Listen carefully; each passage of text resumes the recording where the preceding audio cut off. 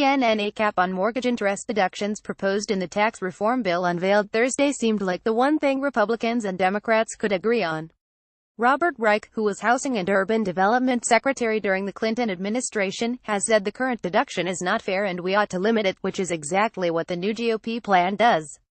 The American Enterprise Institute called the policy the best part of a tax plan proposed by former House Ways and Means Chairman Rep. David Kemp that was central to previous tax reform conversations. But the deduction reduction is not rainbows and sunshine to all. Disagreement over capping the mortgage interest deduction could play a central role in whether today's Republican tax bill, the Tax Cuts and Jobs Act, is passed as is or needs to be amended. The tax burden shifts from lowering the deduction cap could be felt disproportionately in states where Republicans are looking for support to pass a final bill.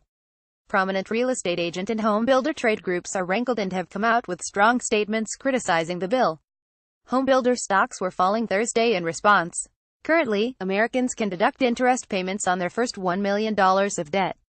The bill, which applies to new mortgages, sets a lower cap. Interest payments can only be deducted on the first $500,000 in loans. Critics of a lower cap to the mortgage interest deduction, like real estate agent and home building trade groups, say it will reduce home values and depress new home ownership.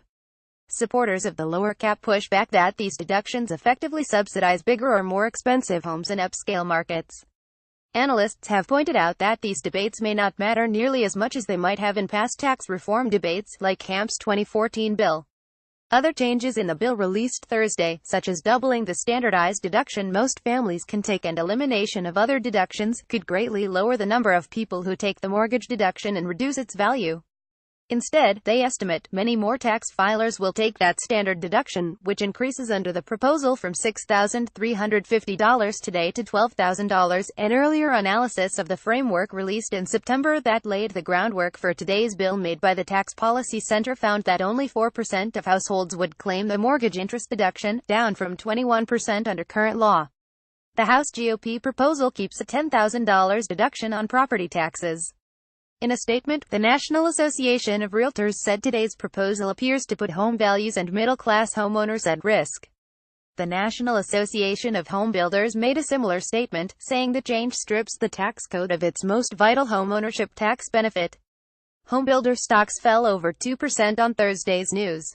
A larger issue for passing a final bill may be that the deduction is larger in coastal states, where home values are higher.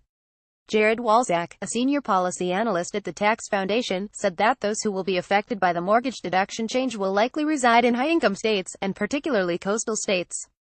New Jersey and New York are two states that could be most sensitive to a change. Support from Republican lawmakers in these states is important to passing a final bill. Earlier healthcare reform proposals stalled in part because moderate members from these states felt they were not better off, and the House budget resolution vote passed by only 4 votes because members in these states voted against it. The Tax Cuts and Jobs Act released by the House GOP makes a concession to moderate member states but stops from giving them everything they asked for.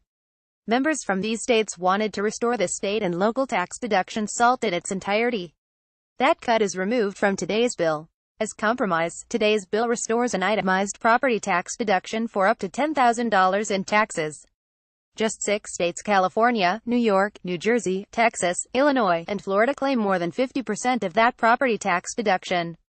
Members from New York and New Jersey have been holdovers throughout the tax reform debate. Today's change also works to address the issue of whether the bill truly benefits the middle class more than high earners. As CNN Money's Jean Sahidi has written, the majority of the SALT deductions are claimed by those who make less than $50,000 come from property taxes. By contrast, more than 70% of the SALT deductions from those making more than $200,000 are due to income. Still, restoring the property tax deduction only goes some of the ways to restoring the SALT deduction.